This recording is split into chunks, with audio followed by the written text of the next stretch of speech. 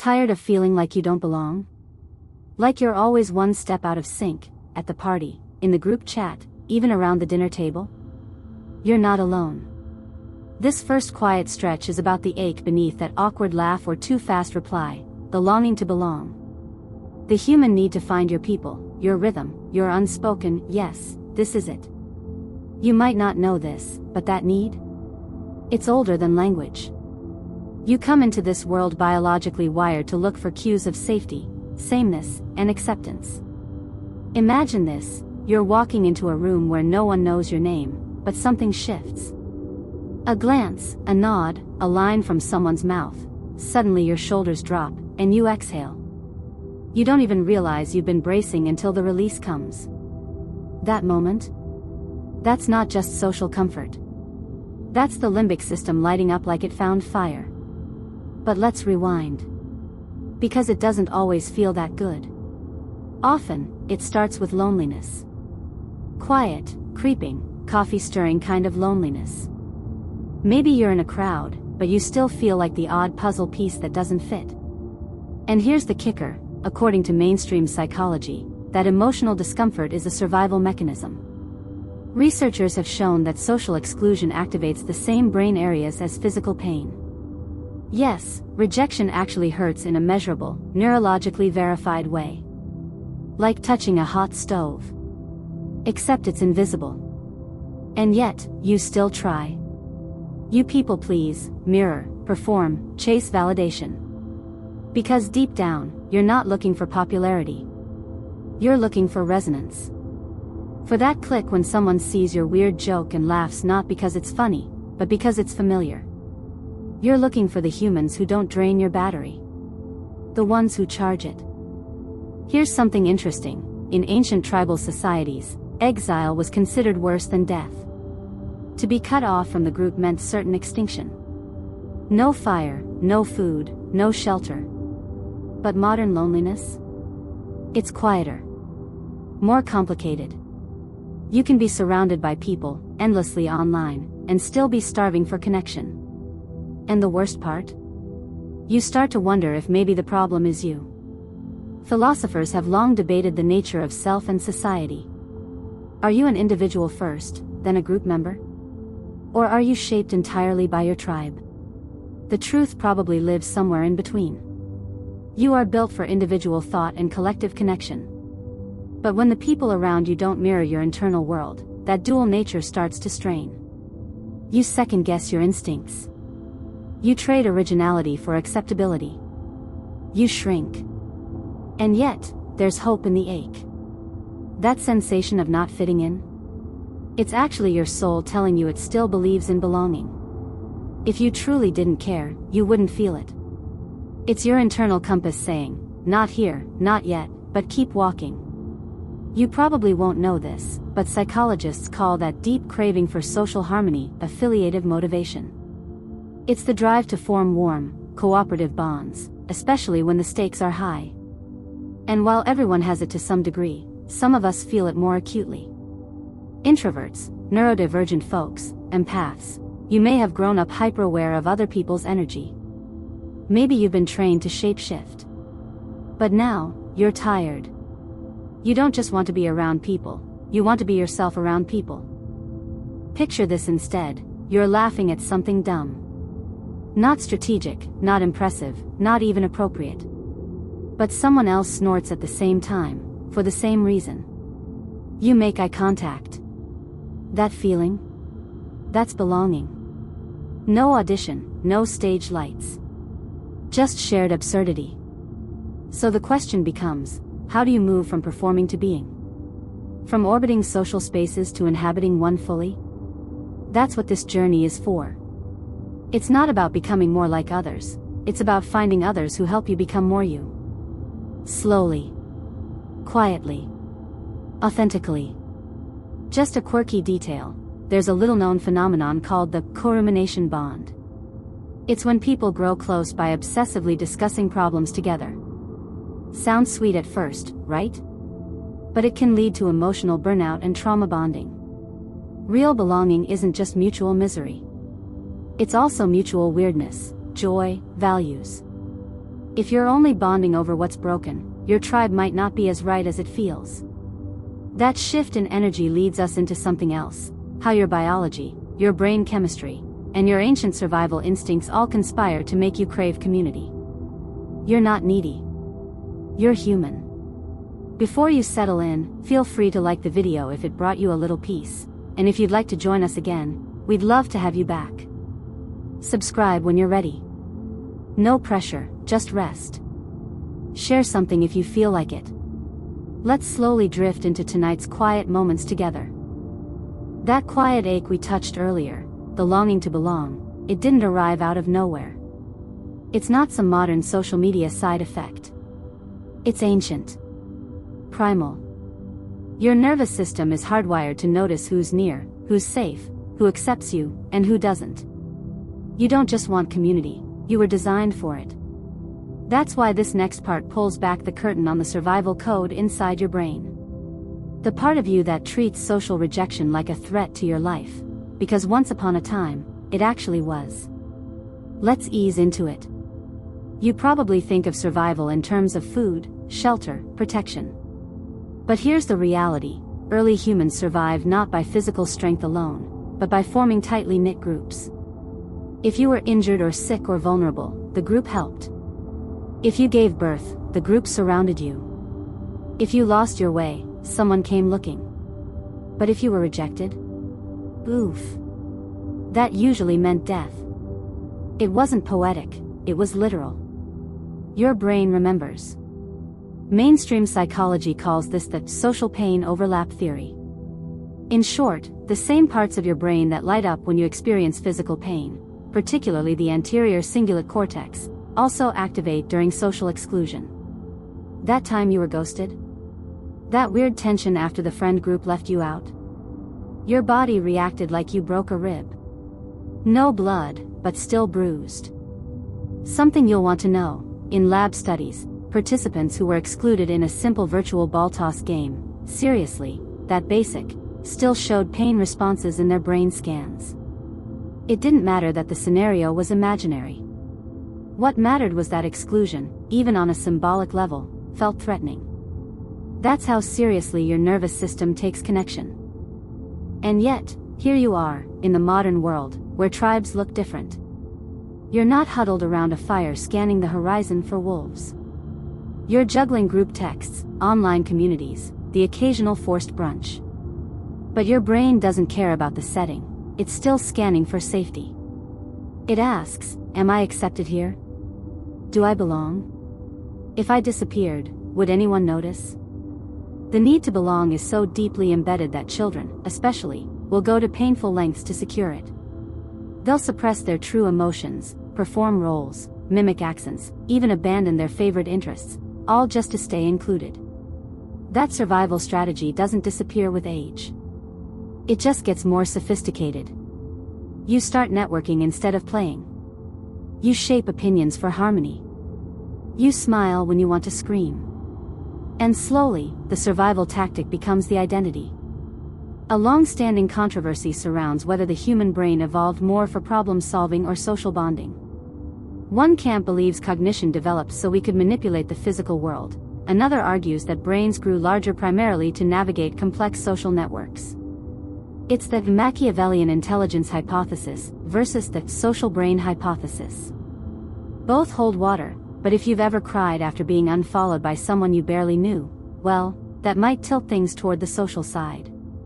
Here's a strange little side note: elephants have been observed returning to the bones of deceased herd members, touching them gently with their trunks. Mourning rituals. Longing for connection, even after death.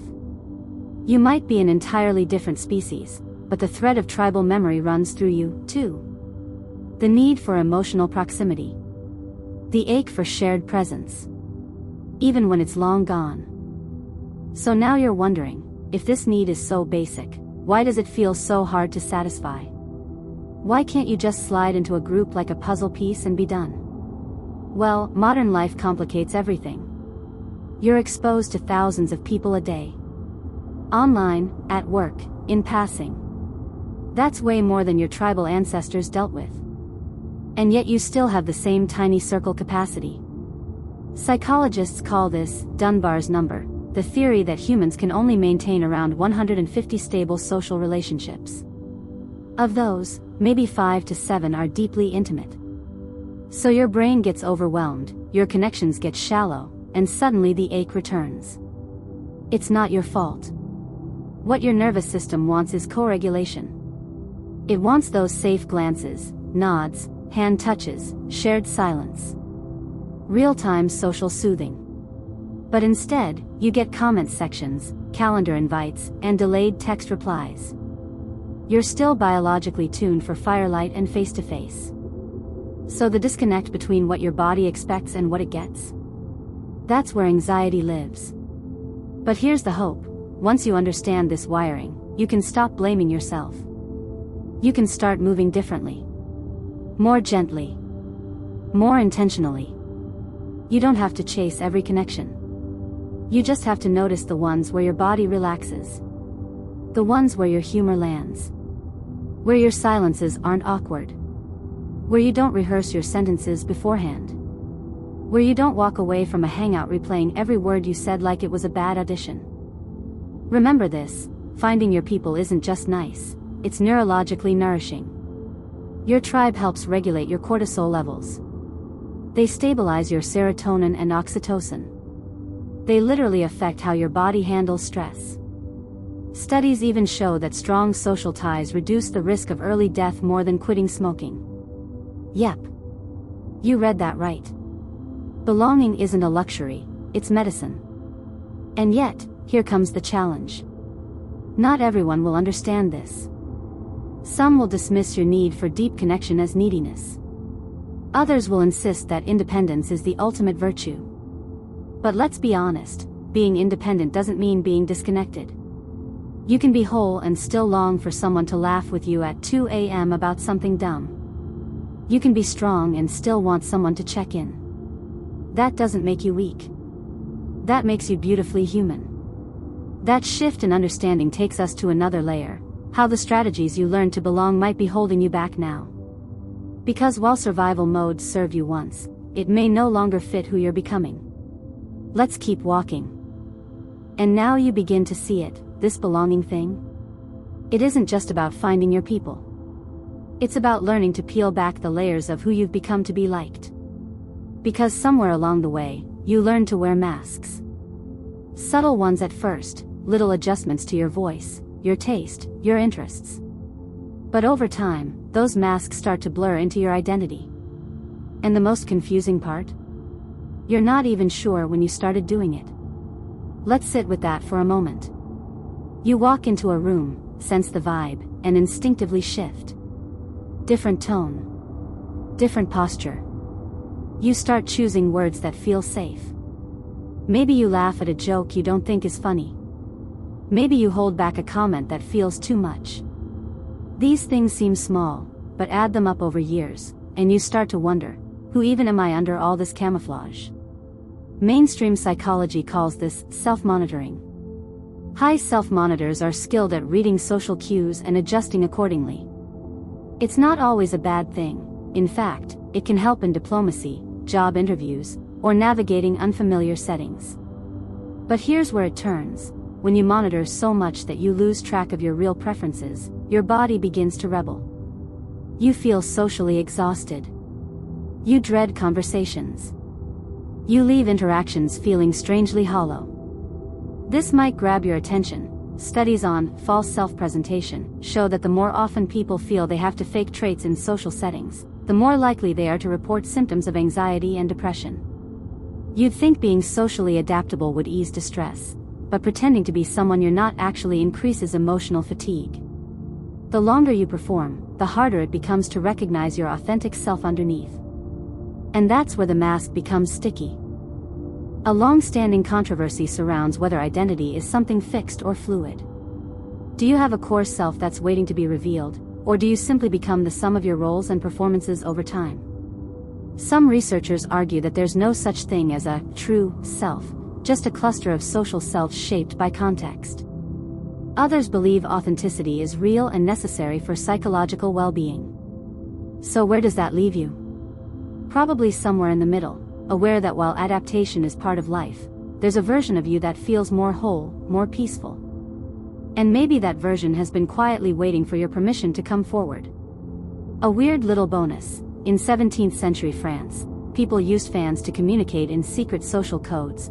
Covering the mouth meant disapproval, fanning quickly signaled excitement, and a slow wave might suggest flirtation. Even back then, society invented ways to hide true feelings in plain sight. It's not new. It's human. But in your case, the fan might look like over-apologizing. Or always saying, "I'm fine." Or being funny so no one asks deeper questions. And that brings us to this moment, where you begin to ask, what masks am I still wearing? Which ones did I put on to survive childhood, high school, that toxic job, that draining relationship?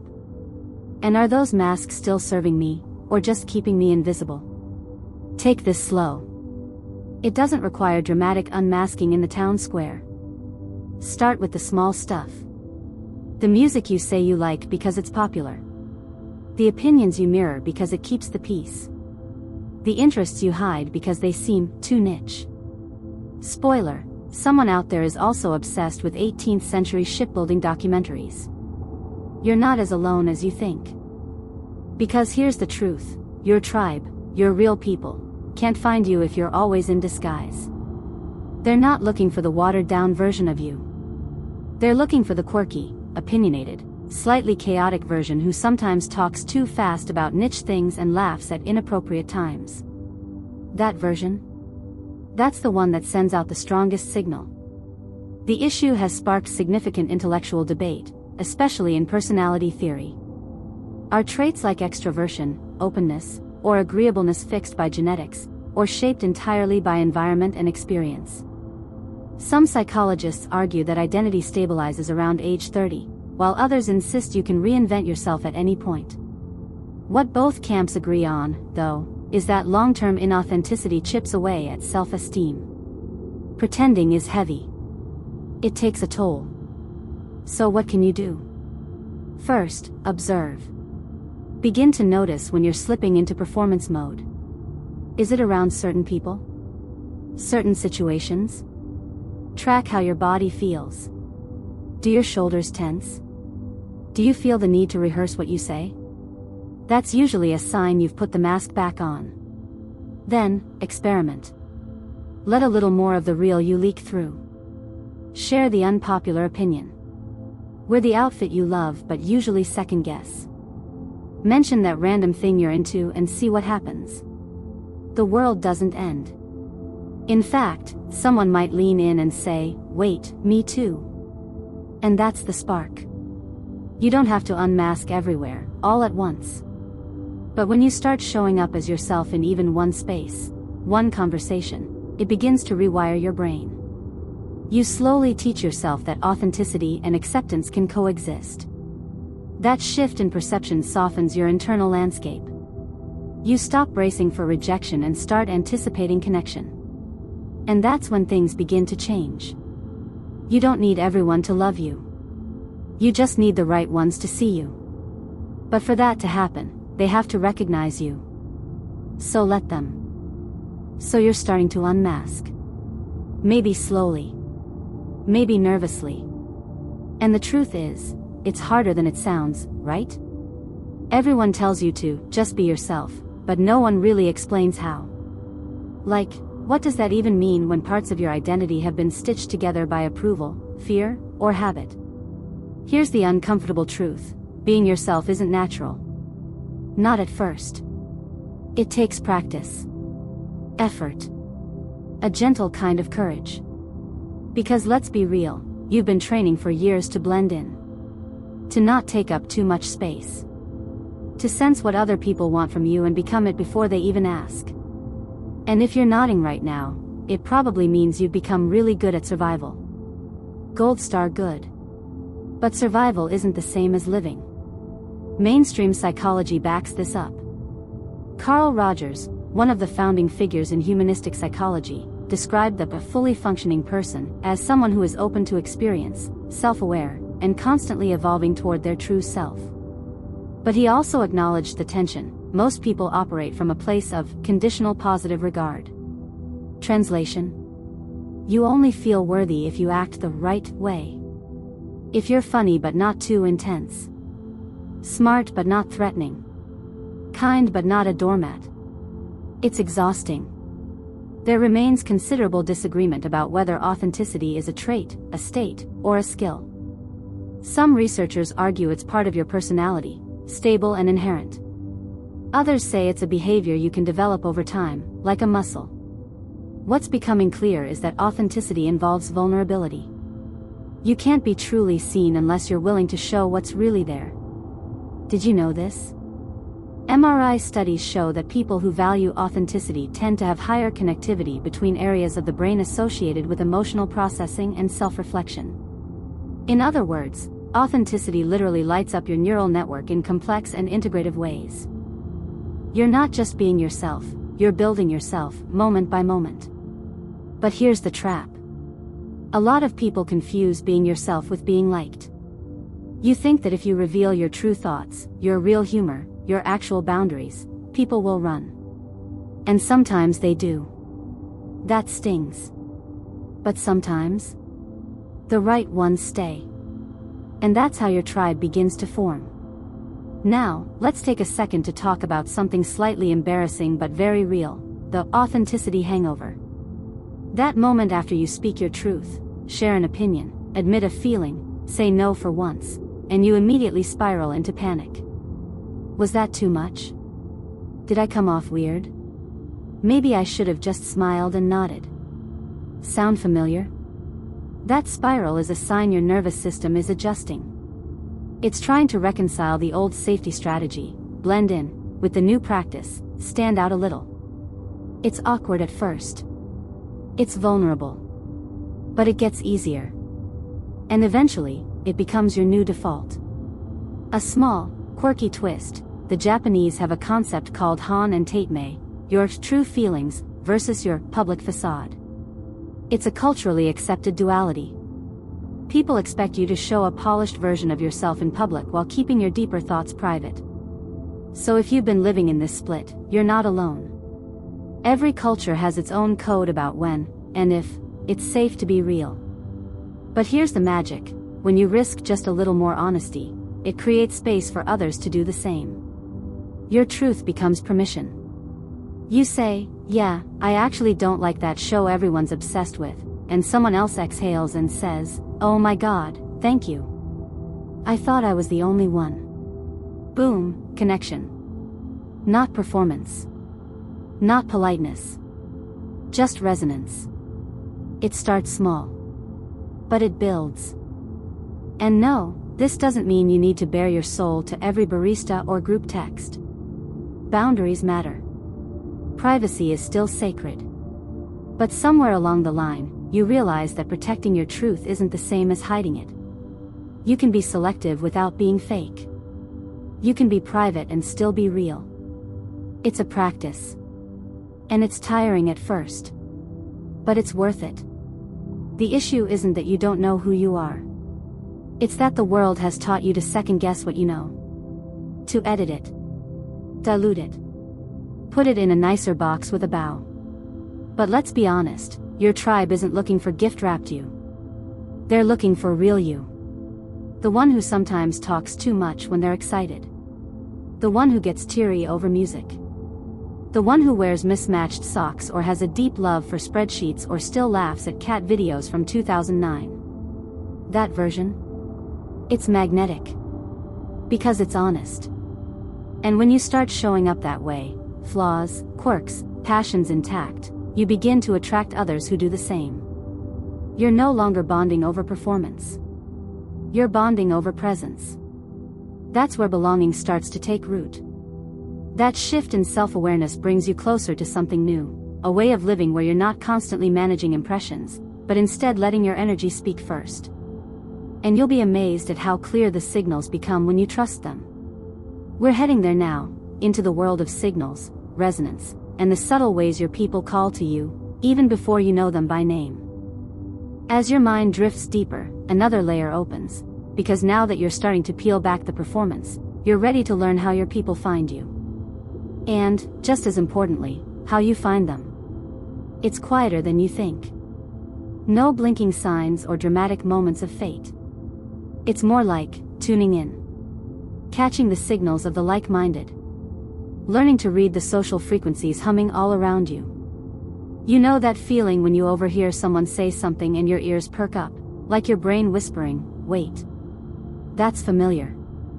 Could be a shared interest, a phrase, a vibe, a meme reference so specific it bypasses small talk and hits your nostalgia button like a gong.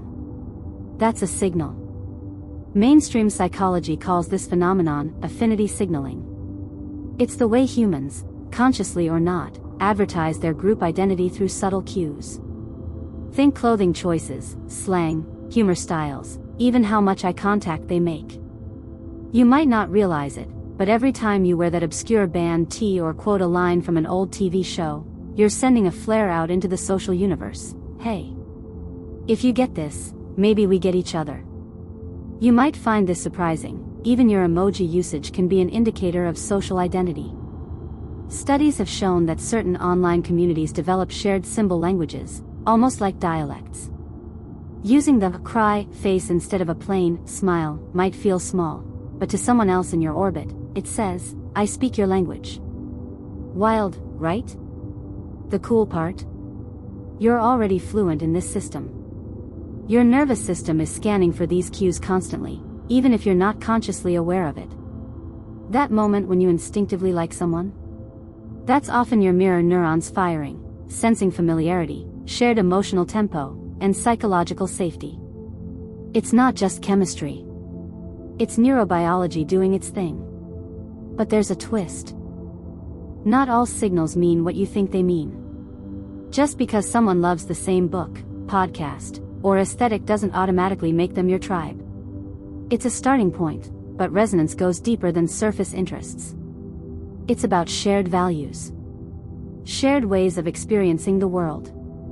Do they laugh at the same type of humor? Do they know when to go quiet? Do they listen like you do? That's what real compatibility sounds like. Philosophers have long debated the nature of likeness versus alignment. Are we drawn to people who are similar to us, or people who challenge us to grow? The truth isn't either/or. Your closest people tend to reflect your emotional DNA, even if their personalities seem wildly different. It's not sameness, it's safety. You can feel the difference between someone who gets it and someone who just doesn't. Now, here's where things get fun and a little witchy. You start to pick up on energy. Not in a mystical aura reading kind of way, but in the real world, gut sense kind of way. You know when someone's presence calms you? When their voice grounds you, or their laugh invites you to drop your guard? That's energetic resonance. It's not logical. It's felt. And your job? Start trusting those sensations. Because in a world full of curated feeds and social posturing, your body is still the best radar for connection. Not your brain. Not your phone. Your body. If you feel yourself relax around someone, like you can breathe deeper, blink slower, untense your jaw, that's a clue. That's your tribe saying hello in a language older than words. A random tidbit for you: in the 1980s, researchers discovered that fireflies in Southeast Asia sometimes synchronize their flashing completely, thousands of insects pulsing in perfect unison without a leader. Scientists still can't fully explain how. But the metaphor? Stunning. Like you, these creatures find alignment not by forcing it, but by tuning into a shared rhythm. So what's your rhythm? And who moves like you? You might start to notice that the people who light you up often have patterns in common. Maybe they ask curious questions. Maybe they nerd out about the same small things. Maybe they give you space instead of pressure. These are the real signals, not just shared hobbies, but emotional habits. Relational instincts. This is where you stop chasing cool and start noticing kind. You stop aiming for impressive and start scanning for easy. Not easy in the lazy sense, easy in the flow sense. Where conversations don't feel like interviews. Where silence doesn't feel awkward. Where presence feels like peace. Now, Here's where the modern world gets in the way: the sheer volume of noise. Social media, dating apps, work culture, they all encourage loud, flashy signals. Bios with keywords. Headlines. Photos engineered for maximum vibe. But real connection often hides in the small, quiet spaces: a side comment, a lingering look, an offhand reference to something niche. Train yourself to listen for those. It doesn't mean you won't get it wrong sometimes. You will. You'll misread someone's vibe, assume resonance where there isn't any, or miss a signal completely. That's okay. You're learning the rhythm. You're attuning. And slowly, you'll start to find them. The ones who laugh where you laugh. Pause where you pause. The ones who hear the unspoken things and nod. And it's not loud. Not dramatic. But it's clear. Like hearing a familiar melody drift in through the noise of a crowded room. That clarity sets you up for something important, because once you start noticing those signals, you'll need to make a few bold choices. Some uncomfortable ones. You'll need to decide who doesn't match your rhythm anymore, and that's where we go next. So, you're picking up on the signals now. That's subtle resonance. That inner yes when someone laughs at the weird thing you thought no one else would get. But as your awareness sharpens, something else begins to surface. A quieter knowing. A nudge in the opposite direction. You realize that some of the people around you, they aren't your people. Maybe they never were. And that realization brings a different kind of ache. Letting go of the wrong crowd. It sounds easy, but it hits deep. You don't just walk away from people, you walk away from patterns. From histories. From stories you've built around why someone has to stay in your life. We've been friends forever. But we're family. I owe them. I don't want to be alone. And yet, the truth doesn't go away. You know when someone drains you. You know when the conversation leaves you hollow. You know when your laughter feels rehearsed and your opinions feel filtered. You know. Mainstream psychology calls this toxic social capital. It's when a relationship becomes a transaction, where staying connected costs more than it gives, but the social pressure to remain loyal keeps you stuck. We tend to overvalue longevity and underestimate emotional reality. But time doesn't equal alignment. And proximity doesn't guarantee connection. A quirky side note: in chimpanzee groups, social grooming isn't just about hygiene, it's about trust. Chimps will stop grooming a peer if they consistently break social norms or act unpredictably. They literally de-invest in relationships that no longer feel safe.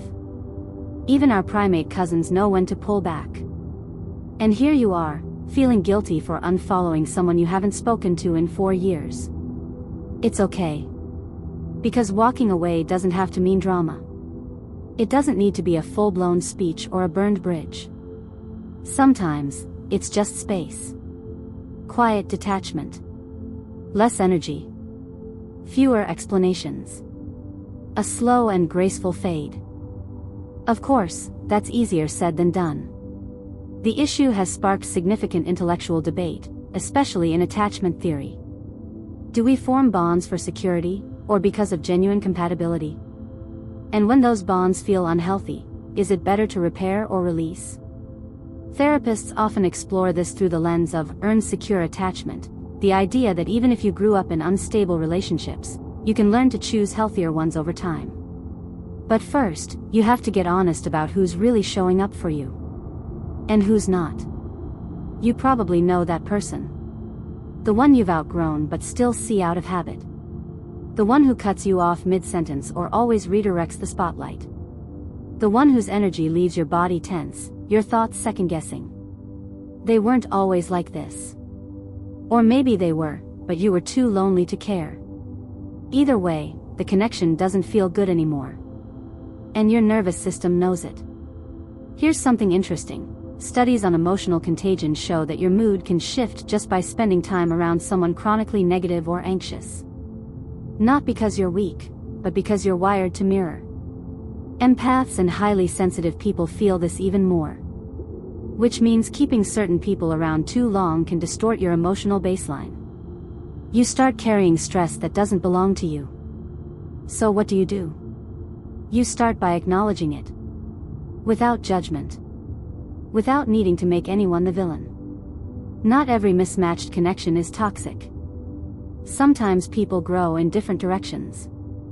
Sometimes you needed each other in one chapter but not the next. That's not betrayal, it's evolution. Then, you make space. Not by ghosting, unless safety is involved, but by shifting the rhythm. Fewer replies. More boundaries. Gentle detachment. You don't owe everyone access to your energy just because they once had it. Your presence is not a lifelong subscription. You get to unsubscribe. But be warned, your inner guilt monologue will flare up. Am I selfish? What if they need me? They're not that bad. These thoughts are common. They come from your wiring to maintain social bonds at any cost. But now, you're learning something different. Protecting your peace is not abandonment. It's discernment. And when you let go, really let go, you start to notice something almost magical. Space opens up. Time returns. Your thoughts quiet. You suddenly have the bandwidth to notice the people who do feel right. The ones who ask how you are and listen to the answer. The ones who remember small things, who laugh from the belly, who don't make you shrink. Because here's the sneaky truth. The wrong crowd doesn't just take your energy, they block your signals. They drown out the frequency of your true tribe. It's like trying to hear a whisper in a room full of shouting. You don't even know what's out there because you're too busy surviving what's here. Letting go creates the stillness you need to hear the right voices. And maybe, just maybe, this isn't about blame at all. Maybe it's about resonance. Tuning. You're not saying, you're wrong for me. You're saying, we're on different frequencies now. And that's okay. So breathe. Be gentle. You don't have to unfriend half your contacts tonight. Just start noticing. Where does your energy rise? Where does it dim? Which interactions feel like sunlight, and which feel like obligation? The more honest you are, the more aligned you'll become. And soon, you'll notice a shift. A new clarity. The wrong crowd falls away, not with noise, but with peace. And that quiet peace opens the door to something exciting. A return. A rediscovery. Something you may have buried long ago. The quirky, odd, brilliant parts of you that once made you feel too much or too weird.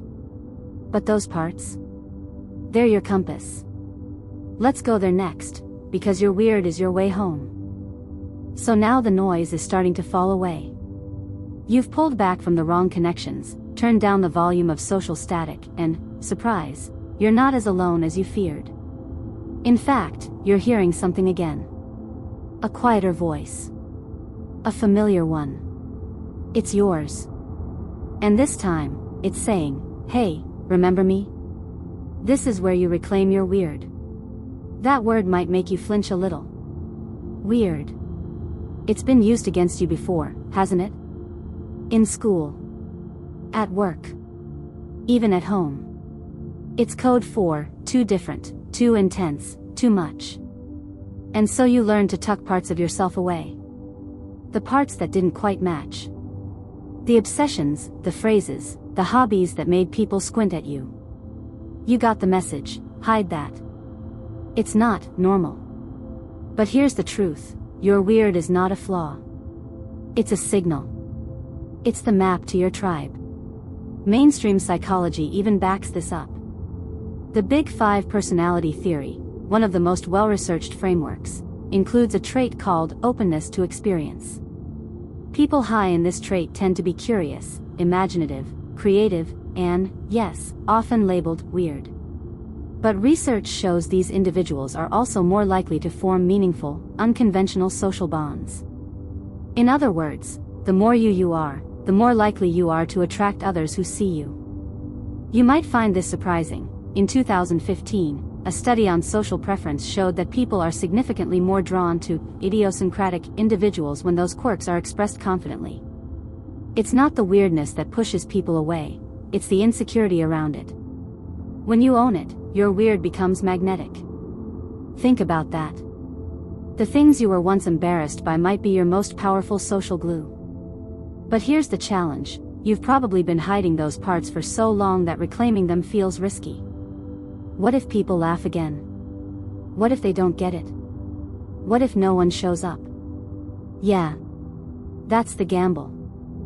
But it's also the filter.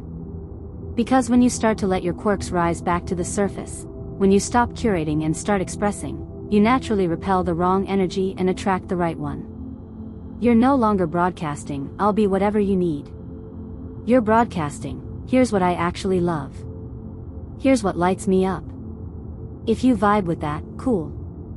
If not, carry on. And just a quirky detail, the word weird originally comes from the Old English wyrd, meaning fate or destiny.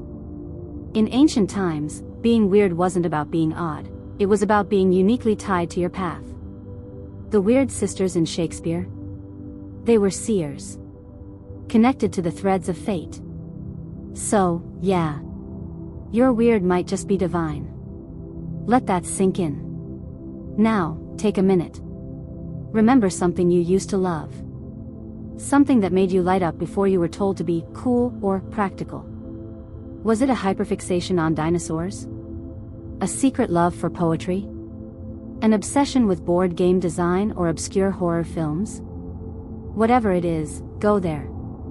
Touch it again. It may feel silly at first. Like wearing a costume. But trust the sensation. That glow? That's the real you peeking through. And your people, the ones you're meant to find? They're looking for that glow.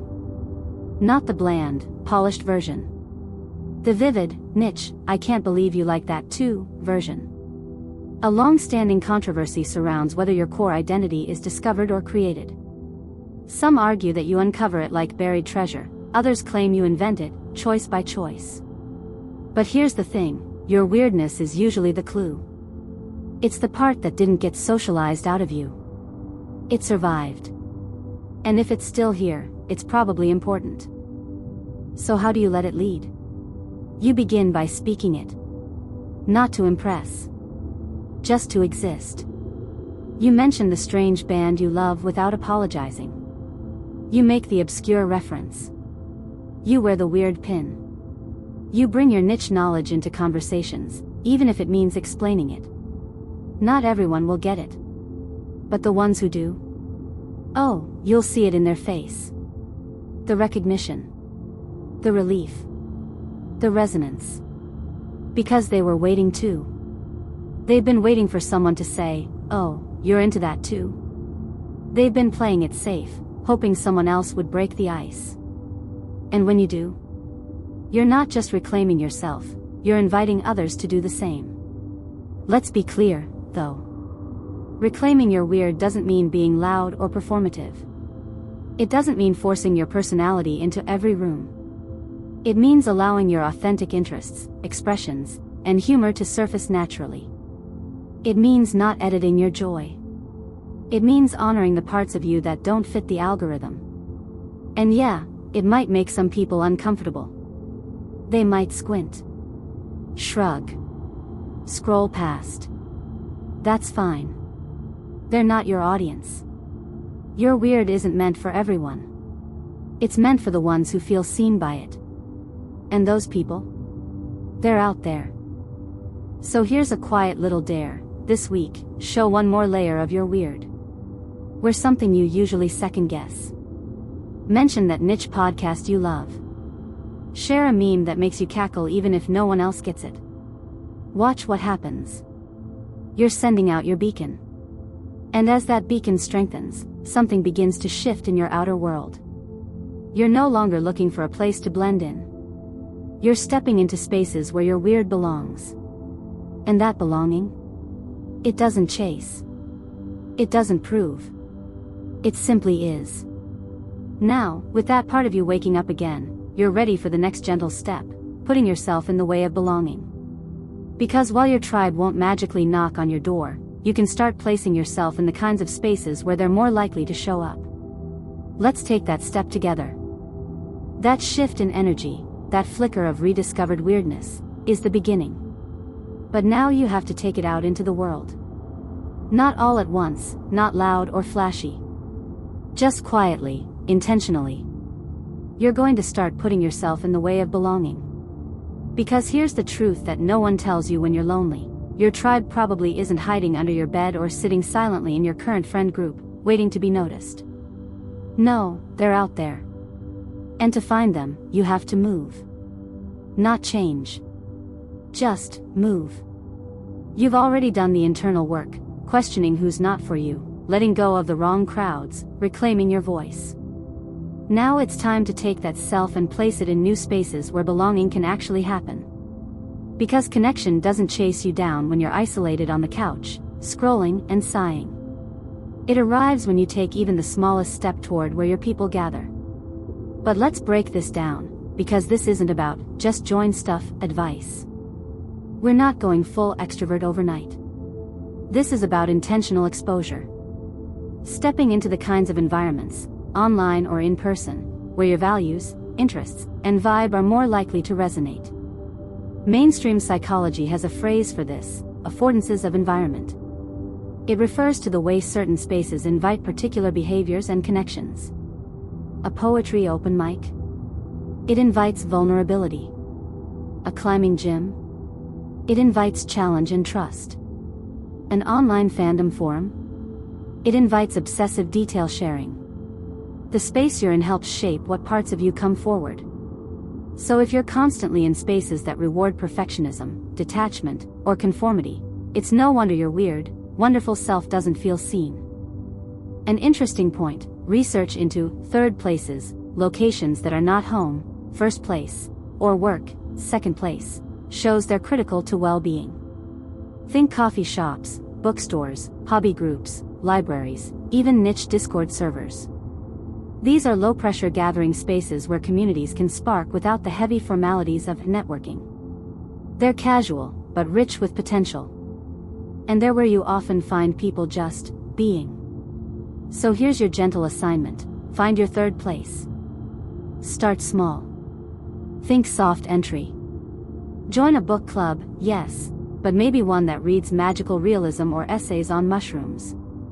Hang out in that oddly specific subreddit you've always lurked in but never posted. Show up at that art night at the community center, even if you don't know anyone. The goal isn't to be social, it's to be present. When you show up in authentic spaces, your energy does a lot of the talking. Philosophers have long debated the tension between fate and free will, especially in relationships. Do we stumble upon people, or do we unconsciously draw them in? And in either case, do we have any power to change the pattern? The answer might be this: you don't control who walks into your life, but you absolutely control where you stand when they do. Put yourself where they might find you. And yes, it's awkward at first. You'll feel like an imposter. You'll wonder if you're too late to the group, if your interests are enough, if you're intruding. That's just your nervous system adjusting to the unfamiliar. Your tribe isn't measuring your credentials. They're looking for your curiosity, your openness, your vibe.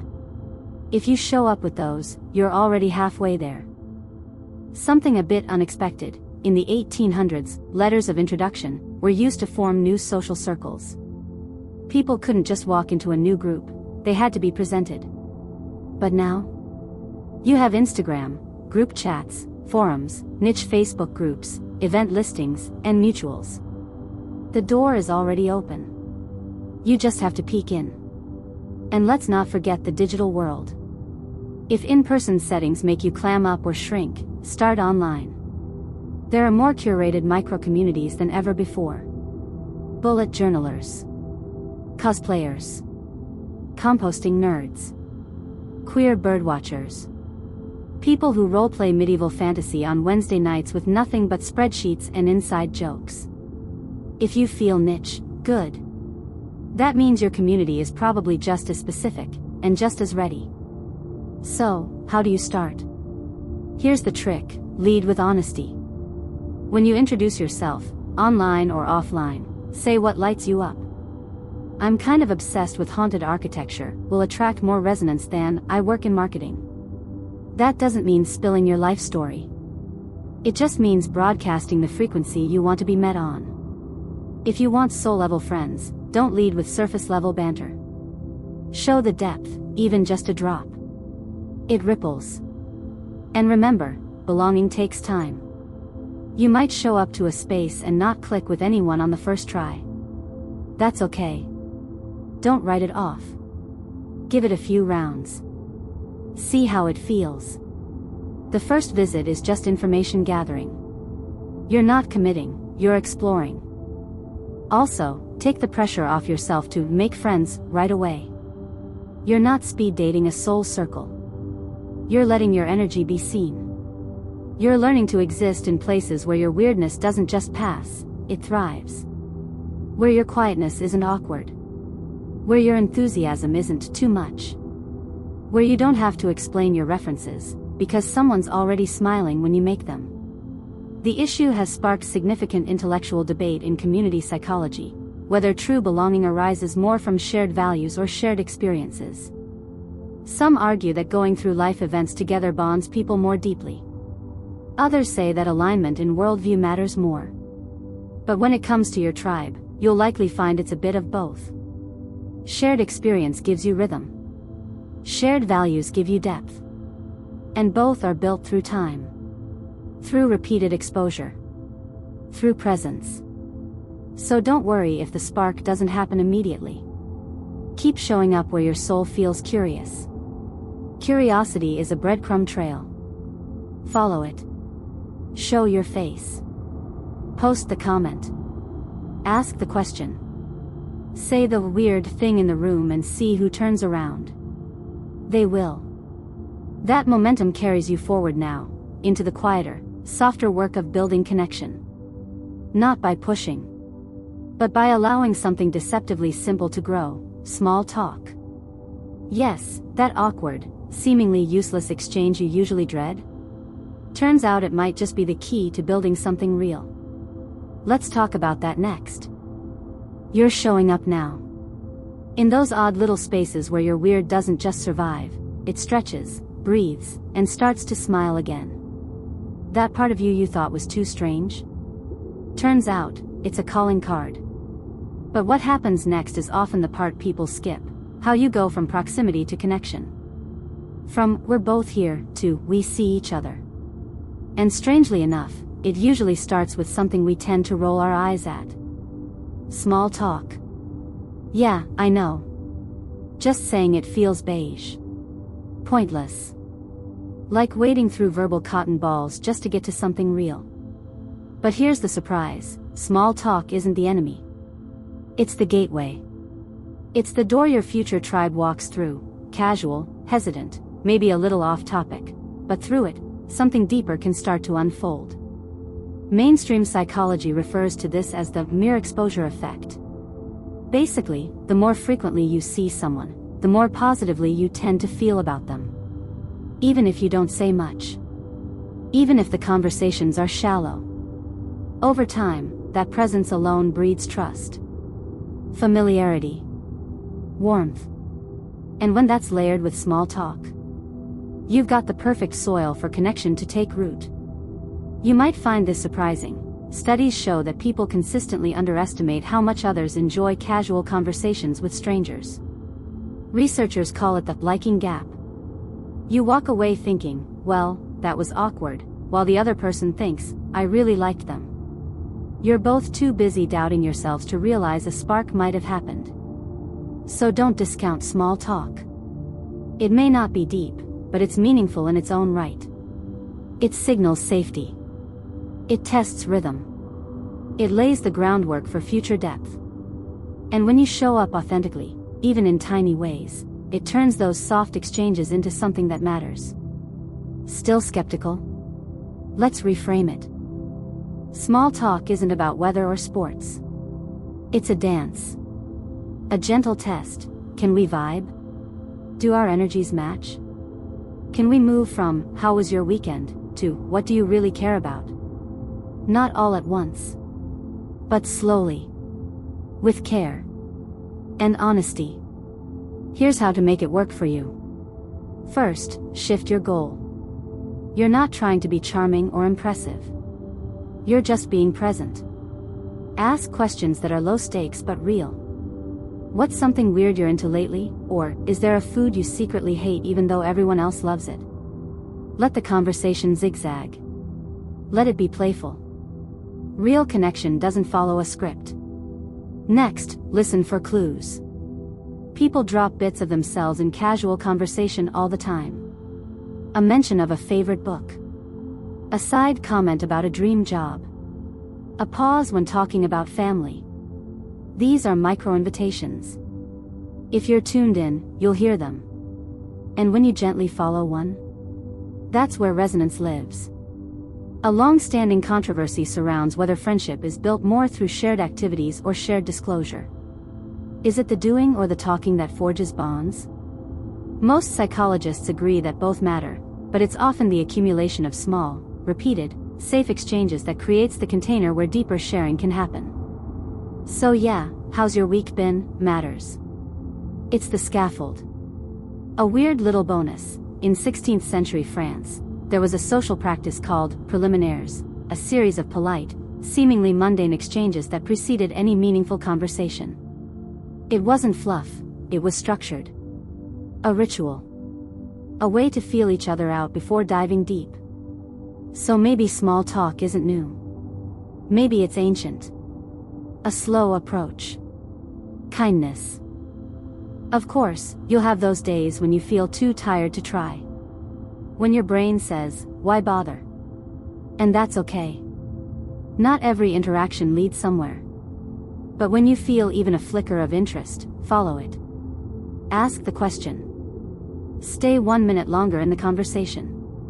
Let someone surprise you. Here's the magic of it. When you consistently show up with gentle honesty, even in the smallest ways, you become a safe place. Not because you're perfect, but because you're real. That realness invites something rare. It invites trust. You'll know it when it happens. One day, someone will shift mid-conversation. Their shoulders drop. Their voice softens. They stop performing. They say something they didn't plan to say. That's it. That's the moment. And it didn't come from a profound statement or a soul-bearing monologue. It came from a rhythm. A joke.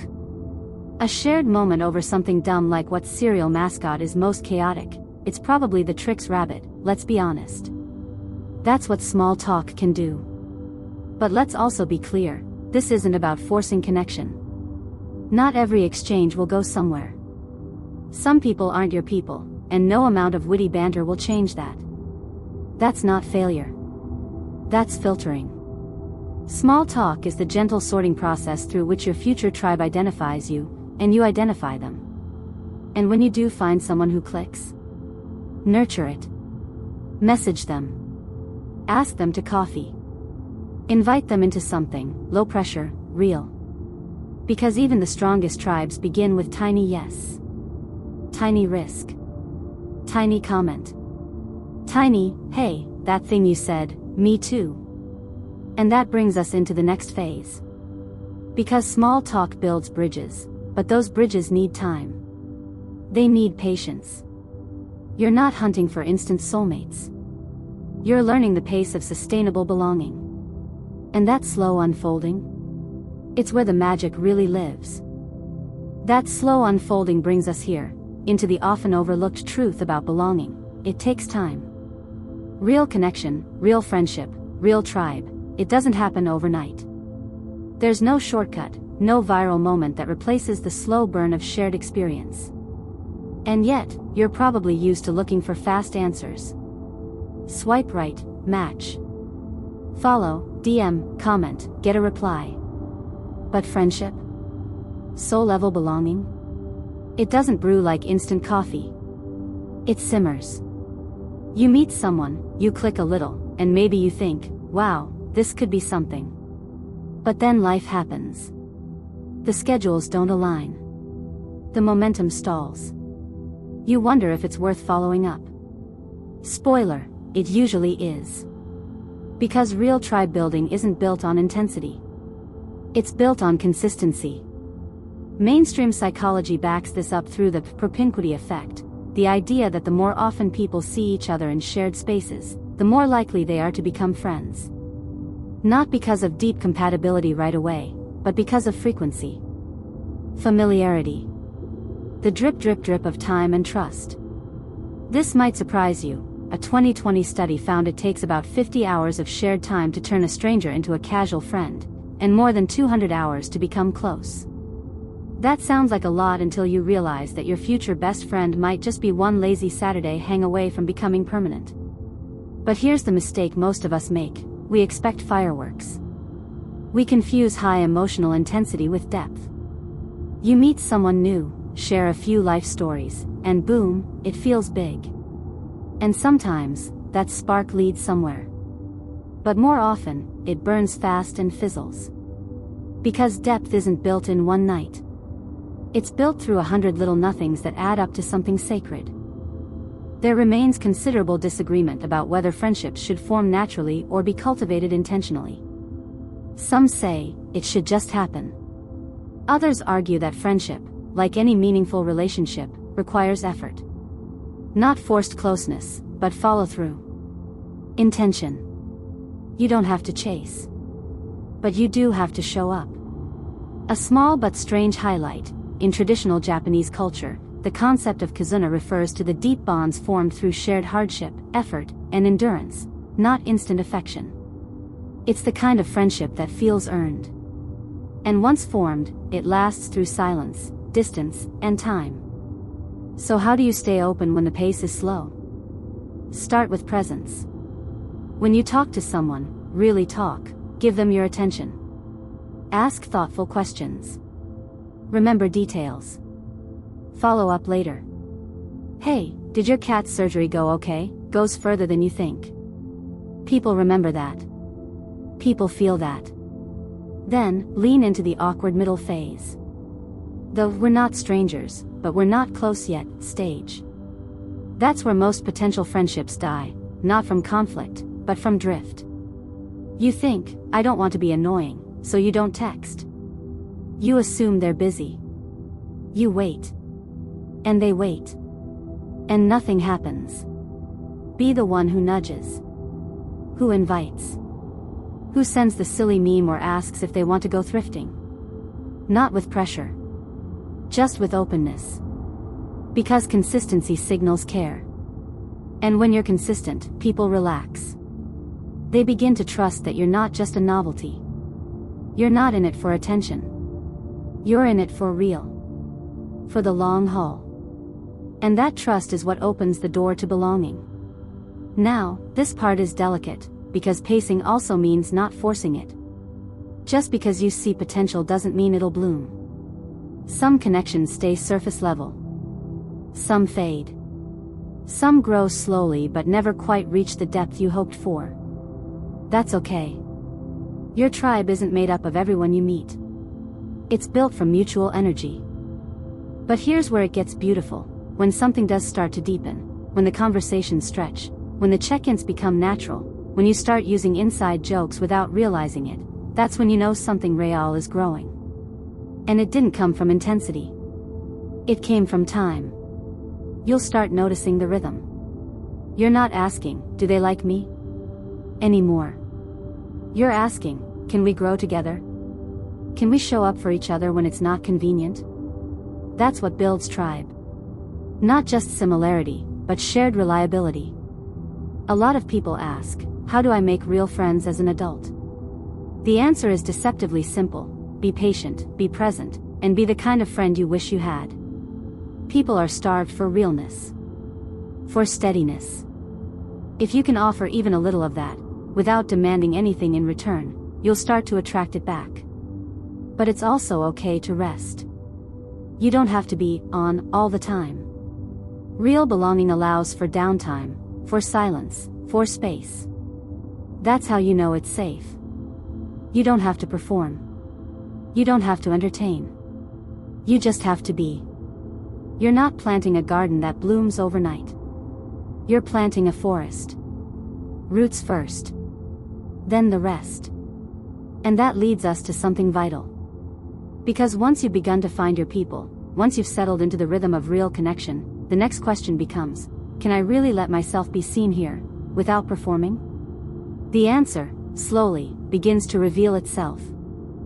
You've taken the time. You've shown up, again and again. Let some people in.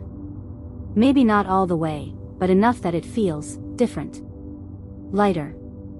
Maybe even a little sacred. And now comes the next brave step, learning to be seen without performing. Not performing joy. Not performing composure. Not performing charm. Just existing. And for many of us, that's the hardest part of all. Because you're used to earning your place in the room. You've learned to be useful, likable, funny, wise, emotionally available, whatever the moment calls for. Your brain has rehearsed it. You don't even notice when it happens. It's not always conscious, it's reflex. And it's also exhausting. But here's the question that cracks it open. What would it feel like to stop performing? To be in a room, in a relationship, in a moment, and not be on? No subtle self-editing. No effort to keep it light when you're feeling heavy. Just the truth of where you're at. And the space to let that truth breathe. Mainstream psychology has a phrase for this, authentic self-expression. It's defined as behaving in ways that are congruent with your internal experiences, your values, your emotions, your beliefs, regardless of external pressures. People who regularly engage in authentic self-expression report higher levels of self-esteem, emotional stability, and long-term relationship satisfaction. Something worth thinking about. Studies also show that people tend to like you more when you stop performing. Not less. More. They sense the ease in your energy. The trust in your presence. When you stop trying to prove your worth, you unconsciously create space for others to let down their guard, too. Vulnerability is contagious, in the best way. But let's not sugarcoat it, being seen without a script is scary. Especially if you've been trained, by life, by trauma, by work, by culture, that being accepted means being curated. You might even wonder, who am I, if I'm not adjusting to everyone else? The answer? You're someone becoming. There remains considerable disagreement about whether the authentic self is something innate or constructed. Some psychologists say you're born with a core self, others argue that your identity is a fluid narrative, shaped by choices and environments. But what most agree on is this: authenticity is less about finding a fixed identity and more about choosing honesty over impression. And honesty doesn't always look pretty. Sometimes it looks like saying, actually, I'm not okay today. Or, I don't have anything interesting to say right now. Or even, I don't know why I'm crying, but I just am. These are the moments when your tribe, the real ones, will either lean in or lean away. And their response tells you everything. If they lean in, they belong with you. If they shift uncomfortably, change the subject, try to fix you or minimize your experience, it doesn't mean they're bad people. It just means they may not be your people. Because true tribe doesn't flinch when you stop smiling. A weird but true tidbit: in some indigenous Australian cultures, there's a practice called didiri, which translates roughly to deep listening. It's not about advice or fixing, it's about holding space in complete presence. No interruptions. No solutions. Just being with someone in silence and attention. That's what it feels like to be seen without performing. It's rare. But unforgettable. And yes, you'll still have the urge to perform sometimes. Especially when you're in new spaces, or when the silence stretches too long. You'll feel that little inner script start to roll, jokes, anecdotes, pivot questions. That's okay. Notice it. Breathe. Ask yourself, is this coming from a desire to connect, or a fear of being rejected? Because connection that requires performance isn't belonging. It's auditioning. And you don't have to audition anymore. You're not building a fan base, you're building a village. A circle. A place where you can cry without apologizing, laugh without explaining, and show up half-formed without being asked to smile harder. The challenge here is self-trust. Do you trust that the real you is enough? Do you believe that your quiet days, your messy feelings, your awkward pauses still hold value? That's the edge most of us avoid. We get close to real intimacy, and then we bolt. We crack a joke. We shift the topic. We dodge the discomfort. But here's the magic on the other side of the dodge. You begin to notice who meets you there. Who lingers in the hard moment. Who listens without rushing in. That's your tribe. And their acceptance rewrites everything. Because being seen and still chosen does something permanent to your nervous system. It calms it. Regulates it. Tells it, you are safe here.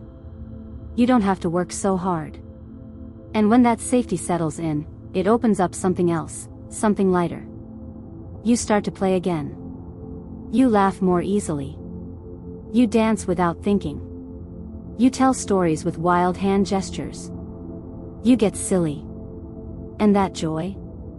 It comes not from performing, but from being so comfortable that your true self has room to breathe.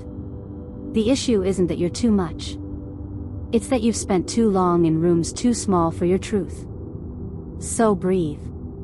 Take up space. Let the mask drop. Because on the other side of that risk is where connection becomes real. Quiet. Simple. Holy. And from that space, something else begins to move, feedback. Energy. Mirroring. Subtle, powerful signs that the people around you don't just tolerate your truth, they respond to it. They invite it. They reflect it. That's what we'll explore next, how the feedback loop of belonging tells you when you're finally, actually home. So now you're breathing easier. The mask has slipped. You've let a little more of your truth spill out, and, shockingly, the world didn't end. No one recoiled. No lightning struck. And now something else starts to flicker into your awareness, the feedback loop. That quiet, often unspoken confirmation that yes, this is mutual. You're not just showing up, you're being met. Mirrored. Received. This part? It's subtle. But it's everything. Because the deepest sign that you found your tribe isn't always words. It's in the loop of energy that flows between you and them. How they respond when you speak. How they lean in, laugh with you, match your rhythm. Belonging doesn't always declare itself. Sometimes, it simply echoes back what you've offered, gently, consistently, without you having to ask. Mainstream psychology often explores this through the lens of reciprocity and mutual regulation. When we feel safe with someone, our nervous systems actually start to synchronize. Our heart rates slow. Our breathing aligns. Conversations flow more easily. We co-regulate without realizing it. And when that loop is healthy, it becomes a kind of nonverbal yes. You're okay here. You belong here. You've probably felt this without having words for it. That moment when you say something vulnerable, and someone else softens instead of stiffening. Or when you laugh uncontrollably, and they don't just laugh with you, they lose their composure, too. That's mutual authenticity. That's feedback. You might find this curious. Researchers studying emotional congruence have found that people who mirror each other's emotional states, even unconsciously, tend to report higher relationship satisfaction. It's not just that they talk a lot, it's that they feel each other. When one person's joy or pain is acknowledged and mirrored, trust deepens. Safety deepens. The bond thickens. Just a quirky detail, in the 1970s, psychologists coined the term limbic resonance. It describes the phenomenon where mammals, that includes you, tune into each other's emotional states through subtle neural mirroring. Think of a mother rocking her baby without a word, or two friends laughing so hard they can't breathe. That resonance isn't just emotional, it's biological. You're literally wired for feedback. But not all feedback loops are equal. Some are draining. Uneven. One-sided. You open up, and the other person nods politely but doesn't really respond.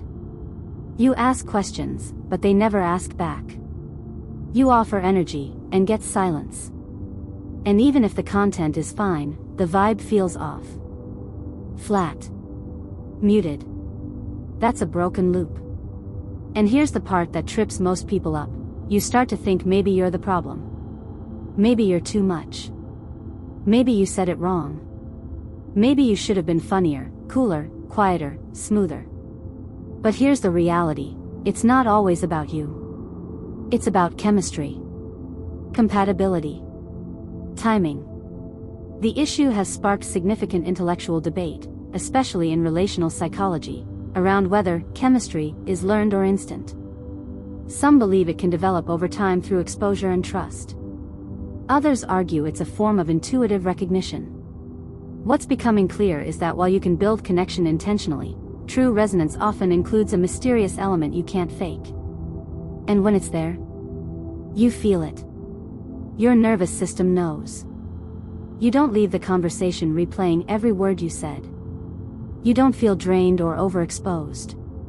You just feel good. Settled. Maybe even a little energized. And it's not always dramatic. Sometimes it's subtle. They text you back, not because they have to, but because they want to. They reference something you said 2 weeks ago that you forgot you even mentioned. They notice your tone shift and gently ask, "You good?" They invite you in, not just once, but consistently. That consistency is part of the loop. It tells you this isn't a one-time alignment. This is becoming a pattern. A rhythm. And your nervous system, long attuned to social threat and rejection, starts to unclench. Suddenly, you're no longer bracing for disappointment. You're allowing trust to take root. But let's be honest, this can feel foreign at first. If you've spent years in relationships where you had to earn affection, where feedback was conditional or confusing, a healthy loop might make you suspicious. You wait for the catch. The withdrawal. The moment they change. That's okay.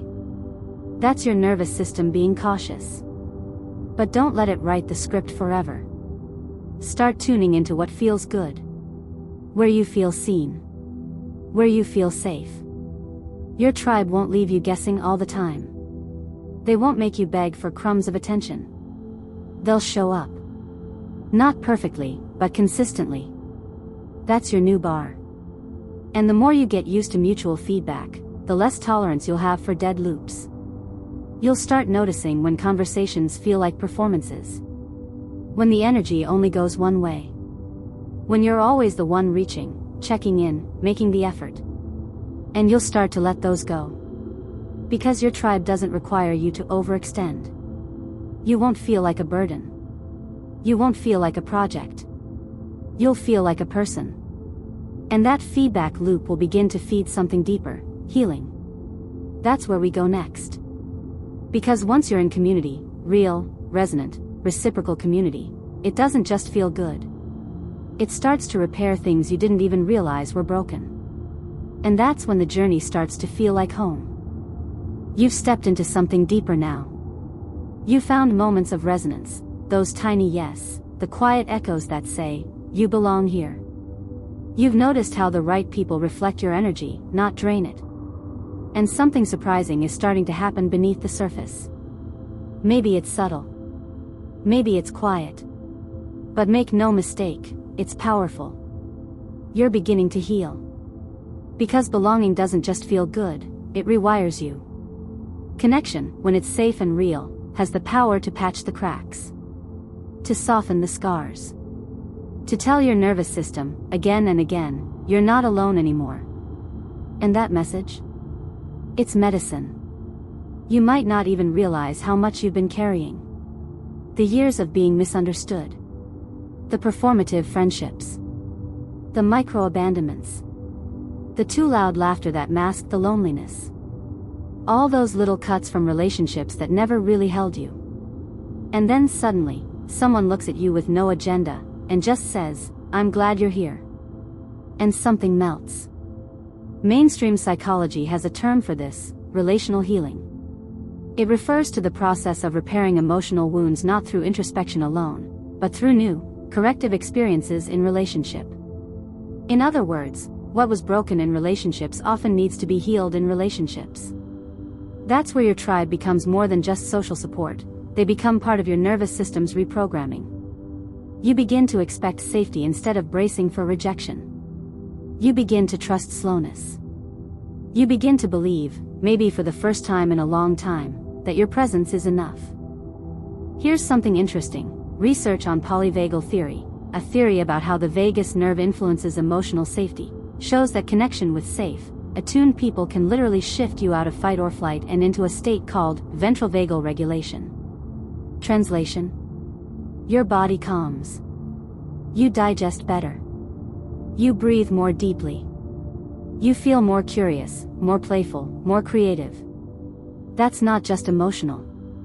That's physiological healing.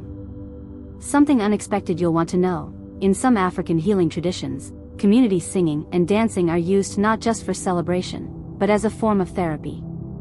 The entire village gathers, surrounds the individual in need, and creates rhythm together. No one is isolated. The idea is simple: healing is not a solo act. It never has been. You've been told that you have to fix yourself before you're lovable. That you have to get better, quieter, more stable before you deserve community. But the truth is, community is often what brings the healing. You don't heal before connection. You heal through it. But healing can feel weird at first. Your system might not recognize the safety. You might sabotage closeness, question intentions, shrink from the very affection you've always wanted. That's normal. That's not you being broken, that's your brain being cautious. There remains considerable disagreement about whether long-standing emotional patterns can be changed entirely or simply managed. Some psychologists argue that trauma leaves permanent marks.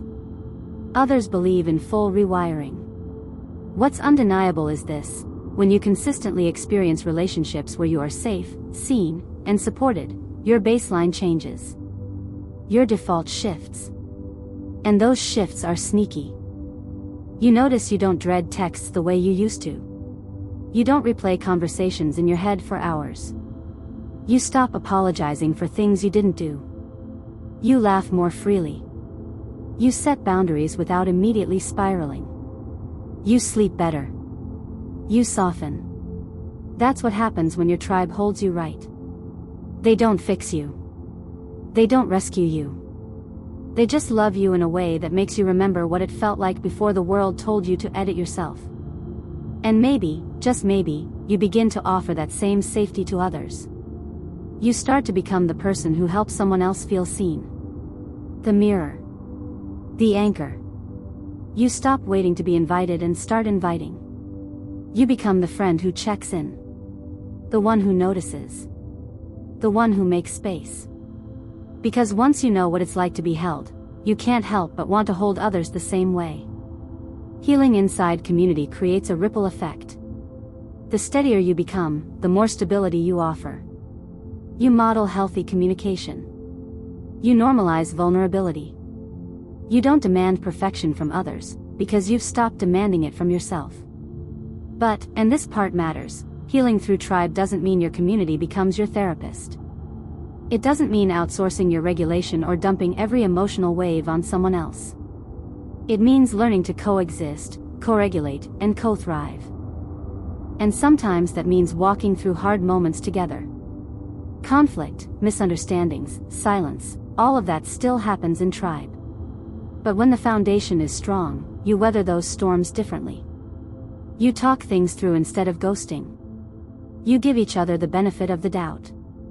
You stay. Because staying, over and over, is part of the medicine.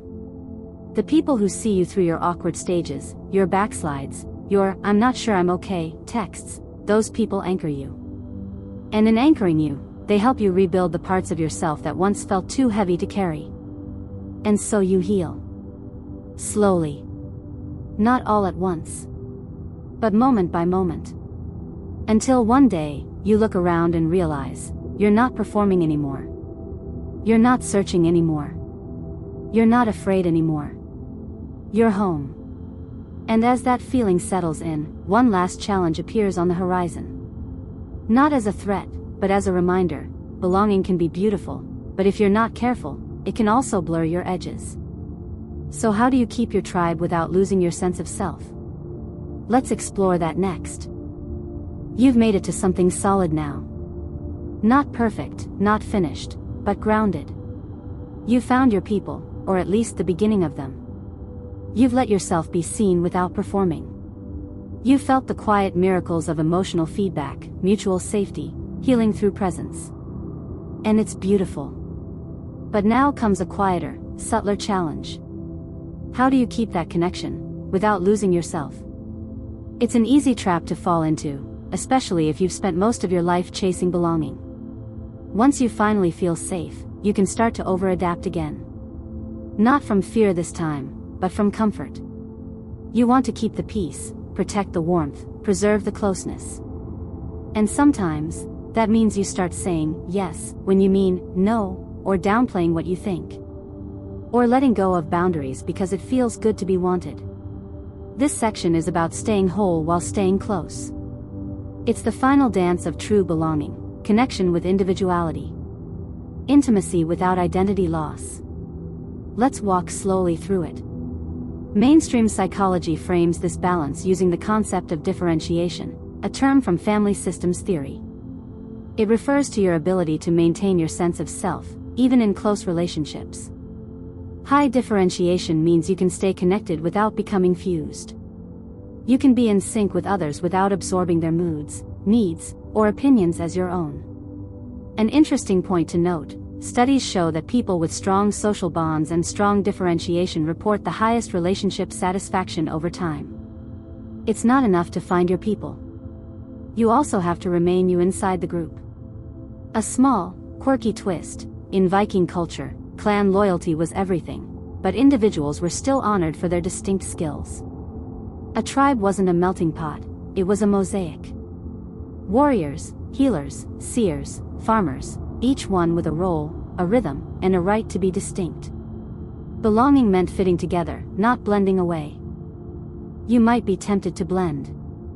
Especially now that you've tasted real acceptance. You might catch yourself thinking, don't rock the boat. Don't disagree. Don't be too much. But true tribe? They don't need your agreement, they want your truth. They chose you because of your color, not your camouflage. Still, the urge will come. To be liked more. To avoid conflict. To keep the glow intact. That's human. But if you bend too far, you'll feel it. A tension in your chest. A voice that whispers, something's off. That's your inner compass asking you to return. There remains considerable disagreement among researchers about whether group identity strengthens or dilutes personal identity. Social identity theory suggests that strong group belonging gives people confidence and meaning. But critics argue that, in some cases, the pressure to conform to group norms can lead to self-abandonment. The key seems to be this: groups that allow diversity of thought and behavior tend to enhance individuality. Groups that demand sameness? Not so much. So how do you stay whole within your tribe? Start by watching for the signs of subtle self-erasure. You find yourself agreeing just to avoid tension. You mute your opinions. You hesitate before speaking honestly. You apologize too quickly, even when you're not in the wrong. These aren't flaws. They're survival reflexes. But now, you get to choose differently. Try this instead: speak with kindness, not with fear. Express disagreement with curiosity. Hold your truth gently, not aggressively. Say no when you need to, even if it feels uncomfortable. The right people won't flinch. They'll respect the boundary, and maybe even be relieved by your honesty. And remember, closeness doesn't mean constant access. Even in tribe, you still need solitude. Time to recharge, reflect, reset. People who really see you will understand that.